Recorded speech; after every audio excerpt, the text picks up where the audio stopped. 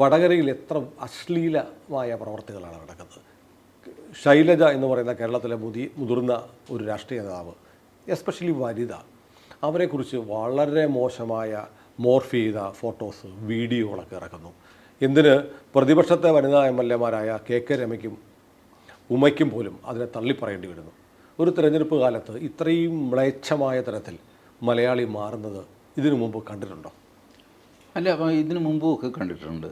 ഈ KK രമയ്ക്കെതിരെ എന്തെല്ലാം പറഞ്ഞിരിക്കുന്നു. വീഡിയോ ഒന്നും ഉണ്ടാക്കിയിട്ടില്ല. ആസ്ഥാന വിധവ എന്ന പ്രയോഗം, ഇത് ഫേക്ക് വീഡിയോ എന്നെങ്കിലും പറയാം. മറ്റേത് നിയമസഭയിൽ വിളിച്ച പേരാ. ഒരു നടപടിയും ഉണ്ടായിട്ടില്ല. മുഖ്യമന്ത്രി മിണ്ടിയില്ല, ഈ പറഞ്ഞ ശൈലജ മിണ്ടിയില്ല, അതിൽ റൂളിംഗ് കൊടുക്കേണ്ട സ്പീക്കർ ഒരക്ഷരം മിണ്ടിയില്ല. ഇന്നും ആ വാക്ക് അങ്ങനെ തന്നെ നിൽപ്പുണ്ട്. അത് കൂടാതെ അശ്ലീലം ഈ ആരാണെന്നറിയാമല്ല, അതിങ്ങനെ കറങ്ങുന്ന അശ്ലീലമൊക്കെ വേറെ. ഇത് ഒരുപാട് സ്ത്രീകളെ പറ്റി ഇവർ ചെയ്തിട്ടുണ്ട്. അപ്പോൾ ശൈലജയെ പറ്റി എന്തോ ആദ്യമായിട്ട് ജീവിതത്തിലുണ്ടാകും, അങ്ങനെയൊന്നുമല്ല. നാട്ടിലെ എല്ലാ സ്ത്രീകളെയും ആക്രമിച്ച് കഴിഞ്ഞിട്ടാണ് ശൈലജയെ ആക്രമിച്ചിരിക്കുന്നത്.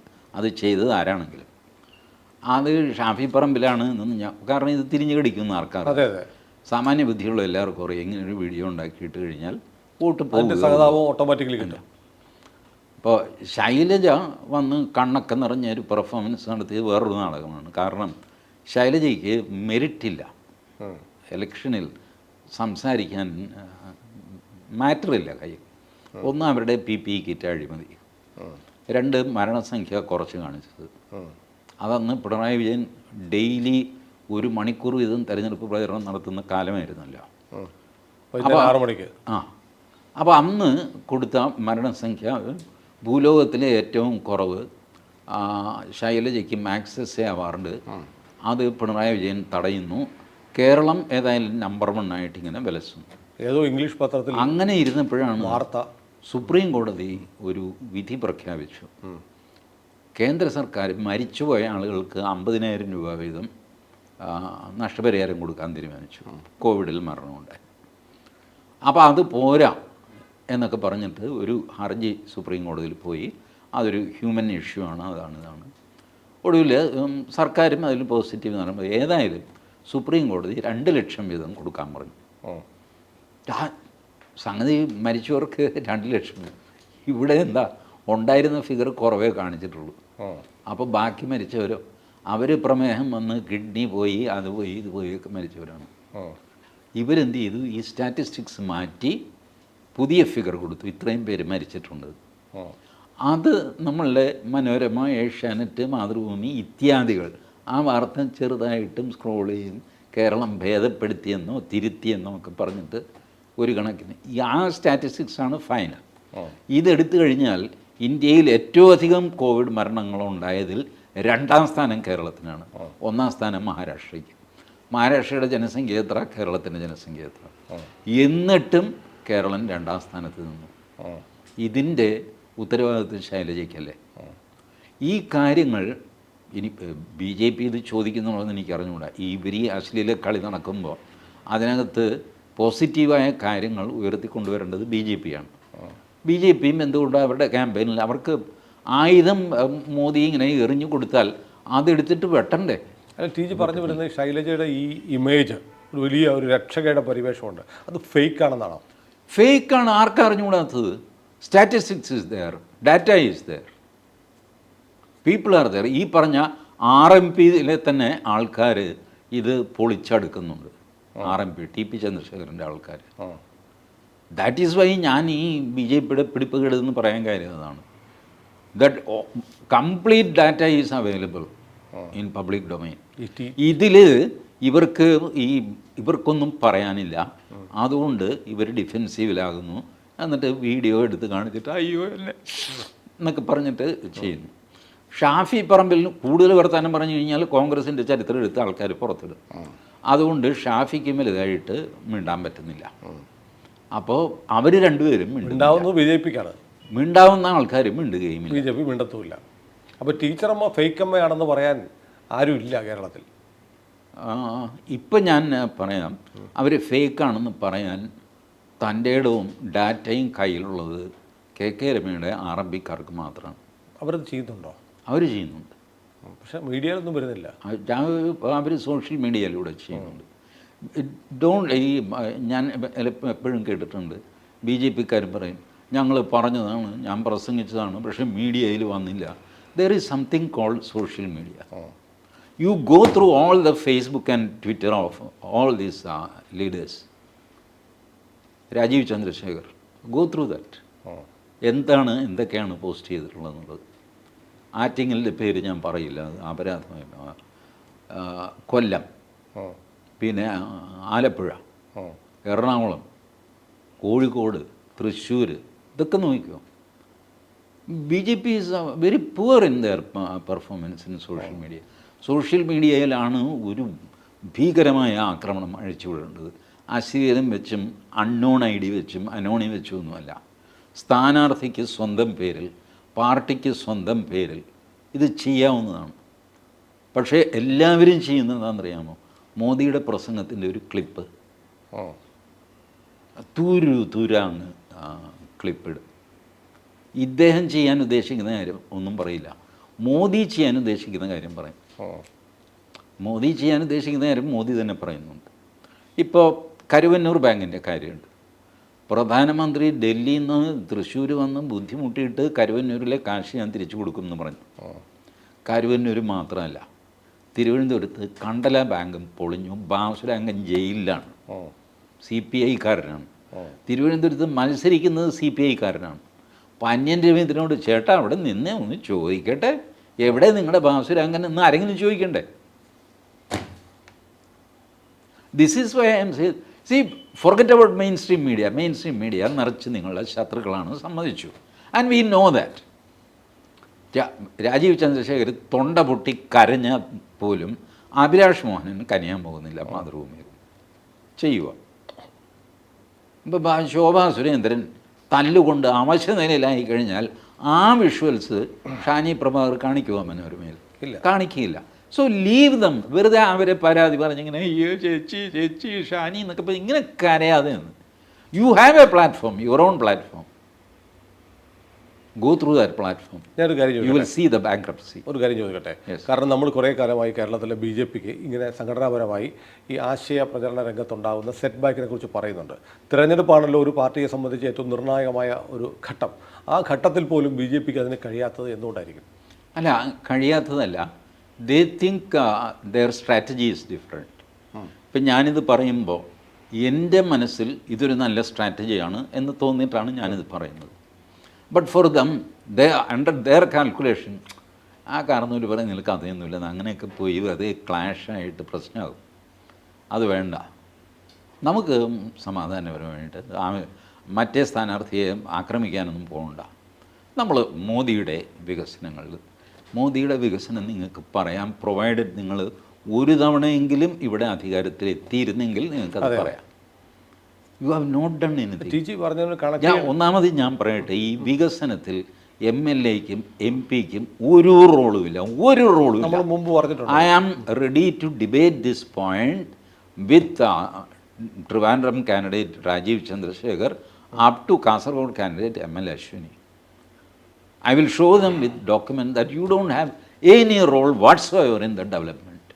നിങ്ങൾക്ക് ചില projects, AIIMS, all India institute of medical science, അത് ഞാൻ തിരുവനന്തപുരത്ത് കൊണ്ടുവരും എന്ന് രാജീവ് ചന്ദ്രശേഖർ പറഞ്ഞാൽ ഞാൻ സമ്മതിക്കാം. അതിനൊരു സ്ഥലം ഐഡൻറ്റിഫൈ ആന്റണി പറഞ്ഞു കോച്ച് ഫാക്ടറി കൊണ്ടുവരുന്നു. ശരി, സ്ഥലം എടുത്തോ. അതിന് സ്ഥലം ഒരു ഏരിയ പറഞ്ഞു. ഏറ്റെടുക്കുന്നതൊക്കെ പിന്നീട് ജില്ലാ കളക്ടർ ചെയ്യേണ്ടതാണ്. You have to identify the place also. കേരളത്തിൽ ഏറ്റവും പ്രധാനം സ്പേസാണ്, സ്ഥലമാണ്. ഇലക്ഷൻ വാഗ്ദാനം വരുന്നു. സുപ്രീം കോടതിയിൽ ഒരു പബ്ലിക് ഇൻട്രസ്റ്റ് ലിറ്റിഗേഷനുണ്ട്. സാർ, ഇലക്ഷൻ വാഗ്ദാനങ്ങൾ ഒരുപാട് ഇവർ നടത്തുന്നു പാർട്ടികൾ. ഇതിനുള്ള ഫൈനാൻസസ് എവിടെ നിന്നാണ് എന്നും കൂടെ ഈ പ്രകടന പത്രികയിൽ പറയണം അവരോട്. അല്ലെങ്കിൽ ആളുകൾക്ക് പറയാം, ഞാൻ ഇന്ത്യയിലെ ജനങ്ങൾക്ക് മുഴുവൻ മാസം 1 ലക്ഷം രൂപ വെച്ച് ചുമ്മാ ശമ്പളം തന്നുകൊണ്ടിരിക്കും. ഒരു വാഗ്ദാനങ്ങൾ നടത്താം. കുറേ പേര് അത് വിശ്വസിച്ചിട്ട് മേ ബി ഒരു 5% എങ്കിലും അത് വിശ്വസിച്ച് വോട്ട് ചെയ്യും. 5% പൊട്ടന്മാർ ഇന്ത്യയിലും ഉണ്ടല്ലോ. അവർ വോട്ട് ചെയ്യും. അത് അവരെ പറ്റിക്കലല്ലേ. ഈ ഇലക്ഷൻ പ്രകടന പത്രിക എന്ന് പറയുന്നത് സീരിയസ് ആയിട്ട് എടുക്കേണ്ട ഒരു സാധനമല്ല എന്ന് ജനങ്ങൾ വിചാരിക്കുന്നു. അങ്ങനെയാണ്, അത്ര ഗൗരവമേ ജനങ്ങൾ കൊടുക്കാറുള്ളൂ എന്ന് രാഷ്ട്രീയ പാർട്ടികൾ വിചാരിക്കുന്നു. കുറേ മാറി, മുഴുവനായിട്ടില്ല. അപ്പോൾ ഇവരുടെ വാദം എന്താണെന്ന് വെച്ചാൽ, നിങ്ങളിത് പറഞ്ഞോ, പക്ഷേ ഇതിനുള്ള പണം എവിടെ നിന്നുണ്ടാവും അതും കൂടെ പറയണം. അത് സുപ്രീം കോടതി ഇൻസിസ്റ്റ് ചെയ്യണം. സുപ്രീം കോടതി അത് ഫയലിൽ സ്വീകരിച്ചു. രാഷ്ട്രീയ പാർട്ടികൾക്ക് നോട്ടീസ് അയച്ചിട്ടുണ്ട്. പിന്നെ ലിസ്റ്റ് ചെയ്തിട്ടില്ല case. C that is an intelligent demand. ഇതുപോലെ നിങ്ങൾ കേരളത്തിൽ ഇന്നത് കൊണ്ടുവരുമെന്ന് പറയുമ്പോൾ ഏകദേശം ഏത് ജില്ലയിൽ ഏത് സ്ഥലത്ത് എന്ന് പറയുക. നിങ്ങളത് അനൗൺസ് ചെയ്ത് കഴിഞ്ഞാൽ അവിടുത്തെ സ്ഥലവില കൂടും. ഭീകരമായ കോൺസിക്വൻസ് ആണ് ഇതിന്. അപ്പോൾ you will be very careful. ഞാനിങ്ങനെ ഗുണ്ടടിച്ചിട്ട് സ്ഥലപ്പേരും കൂടെ പറയണമെന്ന് പറഞ്ഞു കഴിഞ്ഞാൽ പ്രശ്നമാകുമല്ലോ. മാത്രമല്ല, തിരുവനന്തപുരത്ത് നിങ്ങൾ അമരവിളയിൽ എയിംസ് കൊണ്ടുവരുന്നു എന്ന് പറഞ്ഞു കഴിഞ്ഞാൽ കാസർഗോഡുകാരൻ ഒച്ച വയ്ക്കും. തെക്കേ അറ്റത്താണോടാ നീ എയിംസ് കൊണ്ടുവരാൻ പോകുന്നത്, കാസർഗോഡിനോടുള്ള അവഗണന എന്നൊക്കെ പറഞ്ഞ് അവിടെ ചെണ്ടവിടും. ഇതൊക്കെ കൊണ്ട് ഇവരെന്ത് ചെയ്യും? എയിംസ് കൊണ്ടുവരുന്ന സകല സ്ഥാനാർത്ഥിയും പറയും എയിംസ് കൊണ്ടുവരും. എയിംസ് ഒട്ട് വരുന്നുമില്ല, കാരണം സ്ഥലമില്ല. You just don't have a piece of earth. മറ്റൊരു എപ്പിസോഡിൽ സംസാരിക്കാം. നമ്മുടെ വിഷയം വേറെയാണ്. അപ്പോൾ ഈ ഇലക്ഷൻ ആകുമ്പോൾ സ്ഥാനാർത്ഥികളെ വളരെ മോശപ്പെടുത്താൻ, അപകീർത്തിപ്പെടുത്താനുള്ള ശ്രമം സുരേഷ് ഗോപിയുടെ കാര്യത്തിൽ നമ്മൾ കണ്ടു. അപ്പോൾ അതിൻ്റെ ഏറ്റവും അവസാനത്തെ ഇരയാണ് Shailaja teacher. Once for all ഞാനിത് നിർത്തിത്തരാം. ഈ അനോണി ഐ ഡിയിൽ നിന്ന് ഒരു പോസ്റ്റും അംഗീകരിക്കില്ല എന്ന് പറയുക. നിങ്ങൾക്ക് അനോണി ഐ ഡി ആവാം. You link it with your Aadhaar number so that you can be traced.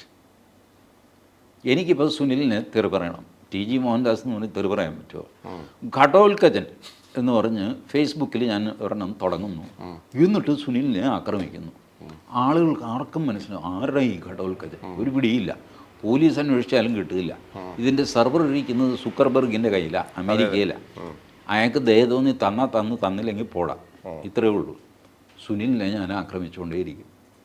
ഈ പരിപാടി അവസാനിപ്പിക്കണം. ഇന്ത്യൻ ഫേസ്ബുക്ക്, ട്വിറ്റർ ഇതല്ല. You can be anonym. നിങ്ങൾക്ക് ഘടോത്കചൻ എന്നുള്ള പേരിൽ സുനിലിനെ ആക്രമിച്ചോളൂ, പക്ഷേ നിങ്ങളുടെ ആധാർ ഇതുമായിട്ട് ലിങ്ക്ഡ് ആയിരിക്കണം. Police should be able to, ആരാ ഘടോത്കചൻ? അപ്പോൾ പോലീസിനറിയാം, ഘടോത്കചൻ ഇന്ന ആളാണ്, മോഹൻദാസാണ്, പുള്ളിക്ക് എന്തോ ദേഷ്യമുണ്ട്, അതാണ് തകർക്കുന്നത്, തകർത്തോട്ടെ. So long as I don't cross the limit, that is allowed. Once I cross the limit, immediately എന്നെ പിടിക്കാൻ പറ്റും. ആ സെക്കൻഡ് എന്തെങ്കിലും കള്ള വീഡിയോ സുനിലിനെ പറ്റി ഉണ്ടാക്കി അത് ചെയ്തു ഇത് ചെയ്തു പിടിക്കാൻ പറ്റും. ഇത് ചെയ്യാതെ കേന്ദ്രം ചെയ്യണ്ടേ? കേന്ദ്രം ചെയ്യാൻ കുറേ തടസ്സങ്ങളുണ്ട് അതിന്. ഇനി കേന്ദ്രം ചെയ്യാൻ പോയി കഴിഞ്ഞാൽ ഈ ടീം തന്നെ സമ്മതിക്കില്ല.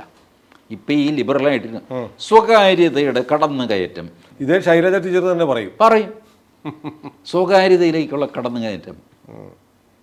അപ്പം ഞാനും ഈ സൈബർ സ്പേസിൽ കുറച്ചുണ്ടല്ലോ, കുറേ തെറി വിളിക്കുന്ന ആൾക്കാർ എനിക്കുമുണ്ട്. ബട്ട് ഞാൻ അതിന് പ്രതികരിക്കാനോ ബഹളം വയ്ക്കാനോ പോകാത്തത് കൊണ്ട് അത് കുറഞ്ഞ് വരുന്നു. അപ്പോൾ മലയാളികൾ കൂടുതലും ഫേസ്ബുക്കിലാണ്. ഞാൻ എൻ്റെ ഫേസ്ബുക്കിലെ ആക്ടിവിറ്റി ഒന്ന് കുറച്ചു. അപ്പോൾ അവരും ഒന്ന് അടങ്ങി. സൈബർ അറ്റാക്ക് എന്ന് പറയുന്നത് ഈ ആകാശത്തിലെ ഒരു അറ്റാക്കാണല്ലോ. നമ്മളത് നോക്കിയില്ലെങ്കിൽ അതില്ല, നമ്മൾ വായിക്കുമ്പോഴാണ് അതുള്ളത്. വിട്ടുകളഞ്ഞാൽ വിട്ടു. നമ്പർ 2, ഇപ്പോൾ ഒരു ഈ ഫേക്ക് വീഡിയോ ഇറങ്ങിയെന്ന് വയ്ക്കുക, ബോൾഡായിട്ട് അത് എൻ്റേതല്ല, അതെന്തോ പിള്ളേരുകളിയാണ്, എന്തോ എൻ്റെ ഫോട്ടോ ചേർത്തിട്ടാണ് എന്ന് പറഞ്ഞ് വിട്ടാൽ രണ്ടാം ദിവസം ഇതിൻ്റെ കഥ അല്ല. പ്രധാനപ്പെട്ട ഈ ഫേക്കിൻ്റെ അല്ലെങ്കിൽ മറ്റുള്ളവരെ അപകീർത്തിപ്പെടുത്തതിൻ്റെ ഉസ്താദുമാർ കേരളത്തിലെ CPM ശൈലജ അവിടെ വല്ലാതെ വിഷമിക്കുകയാണെന്നാണ് മനസ്സിലാവുന്നത്. ഷാഫിയുടെ ഒരു മുന്നേറ്റമുണ്ട്. അപ്പോൾ ഇത് സ്വയം ഉണ്ടാക്കി അതിൻ്റെ സഹതാപം പിടിച്ചു പറ്റാനുള്ള ഒരു തന്ത്രം കൂടി ആവാമോ? അതെ. ഇപ്പോൾ ഈ നമ്മൾ വിചാരിക്കുന്ന പോലെയല്ല. ഏകദേശം എല്ലാ സ്ഥാനാർത്ഥികളെയും അവരുടെ പ്രോഗ്രാം തീരുമാനിക്കുന്നതും അവരുടെ ഷർട്ട് വരെ തീരുമാനിക്കുന്നതും PR ഏജൻസികളാണ്. അപ്പോൾ PR ഏജൻസികൾ ഡിസൈൻ ചെയ്ത ഒരു നാടകം ആയിക്കൂടായികയില്ല. മാഡം ഇങ്ങനെ ഒരു സാധനം കിട്ടിയിട്ടുണ്ട്, മാഡം ഒന്ന് ഒരു പത്രസമ്മേളനം നടത്തിയിട്ട് ചെറുതായിട്ടൊന്ന് കണ്ണ് നിറച്ച് തൊണ്ടയിടറി ഒന്ന് ചെയ്താൽ മതി. എടോ എനിക്ക് അഭിനയിക്കാനൊന്നും അറിയാൻ വയ്യ. മാഡം ഒന്ന് ട്രൈ ചെയ്താൽ മതി, ഈ ബാക്ക് ചെയ്തുകൊണ്ടിരിക്കുന്ന തന്നെ ചെയ്താൽ മതി എന്ന്. ഇപ്പോൾ ക്യാമറ ആംഗിളിൽ അത് ശരിയായിക്കോളും, പിന്നെ അത് ഞങ്ങളത് വേണ്ട രീതിയിൽ എടുത്തോളാം. അങ്ങനെ ചെയ്യിച്ചൊരു നാടകമാകാം. അതിനൊന്നും മടിക്കുന്ന ആളല്ല ശൈലജ. അതെ അതെ അതെ, അതുകൊണ്ടാണ് ഞാൻ ചോദിച്ചത്. ഏതായാലും അതിൻ്റെ കൗണ്ടർ നന്നായി. രമയും ഉമയും ചെന്നിട്ട് ഇതിനെ തള്ളിപ്പറയുകയും പക്ഷേ ഞങ്ങൾക്കെതിരെ ഉണ്ടായിട്ട് ഈ നാട്ടിൽ ഒന്നും സംഭവിച്ചിട്ടില്ല എന്ന് പറയുകയും കൂടി ചെയ്തപ്പോൾ ആ ഡ്രാമ അതിൻ്റെ വളരെ രസകരമായ രംഗത്തിലേക്ക് കടന്നു. പിണറായിയുടെ മറുപടിയുണ്ട്, അവർക്കെതിരെ ഒന്നും സംഭവിച്ചിട്ടില്ല, സംഭവിച്ചത് ഇവിടെ മാത്രമാണ്. ഓ അത് ശരി. അതാണ് മറ്റേത് രക്ഷാപ്രവർത്തനമായിരുന്നു. ഇതാണ് മോശം പ്രവർത്തനം. അപ്പം അത് പിണറായിക്ക് എല്ലാത്തിനും മറുപടിയുണ്ട്. Is a great man. അതെ അതെ അതെ, എല്ലാ അർത്ഥത്തിലും. ഏതായാലും നമ്മുടെ കലാശക്കൂട്ടിനോട് നമ്മൾ അടുക്കുകയാണ് തെരഞ്ഞെടുപ്പ്. ഇനിയും ഒരുപാട് നാടകങ്ങൾ അടുത്ത ഏതാനും ദിവസങ്ങൾക്കുള്ളിൽ കാണാൻ കഴിയുമായിരിക്കും. റൈറ്റ്, കാണാം. കൂടുതൽ വാർത്തകളും വിശേഷങ്ങളും നിങ്ങളിലേക്ക് എത്താൻ ABC മലയാളം സബ്സ്ക്രൈബ് ചെയ്യുക, ബെൽബട്ടനും അമർത്തുക.